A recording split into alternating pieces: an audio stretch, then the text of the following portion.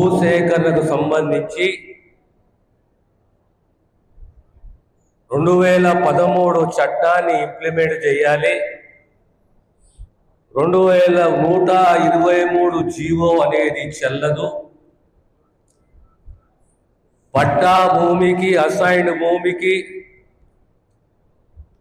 వ్యవసాయంలో ఉన్న భూమి ఇలాంటి వ్యత్యాసం లేకుండా ఆ భూమి ఖరీదు మార్కెట్ రేట్ ప్రకారము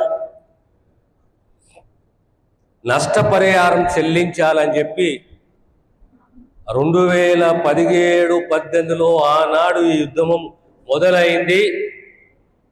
కాళేశ్వరం ప్రాజెక్టు కింద ఉన్న మల్లన సాగర్ తోటి ఈరోజు 500 ఎకరాలకు సంబంధించి సుమారు 229 కుటుంబాలు చాలా మటుకి మునిగికెళ్ళి వచ్చి ఎలుగోకెళ్ళి రాలేదంట.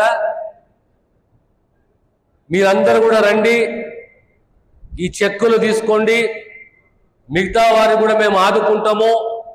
సుమారు 5,000 ఎకరాల భూసేకరణ జరిగింది. ఇంకొక 7,000 ఎకరాల భూసేకరణ జరగాలి. ఓవరాల్ గా ప్రాజెక్టు యొక్క కాస్ట్, నిమ్స్ ప్రాజెక్టు యొక్క వ్యయము 45,000 కోట్ల రూపాయల నుంచి 50,000 కోట్లకు పెరుగుతుంది. ఇక్కడ అన్ని పరిశ్రమలు వస్తే రేపొద్దున సుమారు 2.5 లక్షల మంది నిరుద్యోగులకు ఉద్యోగ అవకాశాలు వస్తాయి. తిరిగి 1,20,000 కోట్ల రూపాయల వరకు మనకు ఆదాయం వస్తుంది.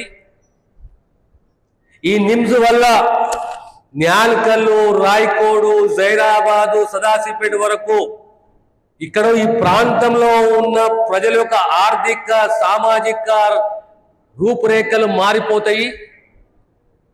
మీ అందరూ సహకరించండి. మీ అందరితోటి ఒక విజ్ఞప్తి, రాజకీయాలకు, పార్టీలకు అతీతంగా ఓ స్కిల్ డెవలప్మెంట్ అనేది ఈ ప్రాంతంలో ఉండాలి. ఆ నైపుణ్యాన్ని పెంచుకోవాలి.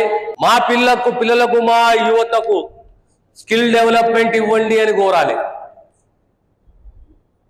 నైపుణ్యాన్ని పెంచే విధంగా ప్రభుత్వం మీకు సహకరిస్తుంది. ముఖ్యమంత్రి గారు చెప్పారు, మేము ఐటీఐలు స్థాపిస్తాము, ఐటీఐలలో నైపుణ్యాన్ని పెంపొందించి పెంచే దిశగా మా కృషి ఉంటుంది, ప్రయత్నం ఉంటుంది. For more videos like this, subscribe Big TV channel.